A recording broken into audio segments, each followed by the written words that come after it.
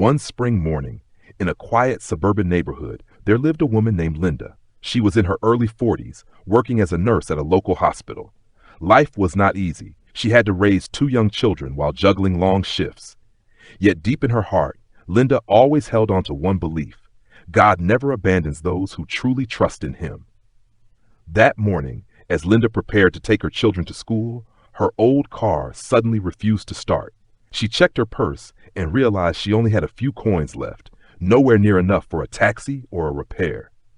Sighing in worry, she wondered how she would make it to the hospital for her important shift.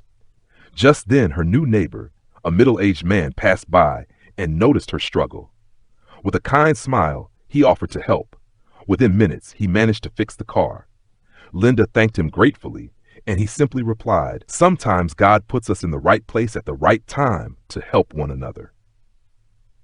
On her way to the hospital, Linda kept thinking about his words. She realized that at the very moment she thought she was stuck, God had already prepared a way. Her faith grew stronger. Later that day, the hospital admitted an emergency case: a young boy who had been in a traffic accident and lost a lot of blood. The doctors needed an immediate transfusion, but his blood type was extremely rare, and no one in the hospital matched. Linda's heart stirred. She asked to be tested, and miraculously her blood type was a perfect match.